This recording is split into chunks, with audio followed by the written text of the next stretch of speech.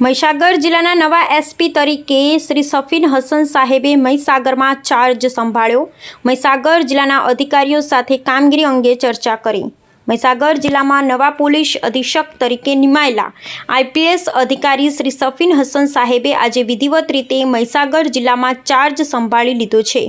Charge સંભાળ્યા બાદ તેમણે મહીસાગર જિલ્લાના વિવિધ શાખાઓના અધિકારીઓ સાથે સૌજન્ય મુલાકાત મેળવી અને કામગીરી સંબંધિત વિષયો પર ચર્ચા કરી।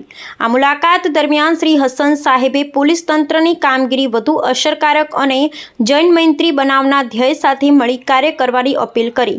તેમણે જણાવ્યું કે લોકોમાં સુરક્ષા અને વિશ્વાસની લાગણી વધારવી તેમનું મુખ્ય લક્ષ્ય રહેશે। મહીસાગર જિલ્લાના અધિકારીઓ સાથેના સંવાદમાં તેમણે સ્થાનિક પડકારો, ગુના નિબંધન કાયદો અને વ્યવસ્થાની સ્થિતિ તેમજ તાત્કાલિક પ્રતિક્રિયા વ્યવસ્થાઓની સમીક્ષા પણ કરી। આ નવી જવાબદારી સાથે શ્રી સફીન હસન સાહેબ મહીસાગર જિલ્લાના પોલીસ તંત્રને વધુ સંગઠિત અને જનહિતમાં કાર્યશીલ બનાવવા દ્રઢ નિશ્ચય સાથે આગળ વધશે।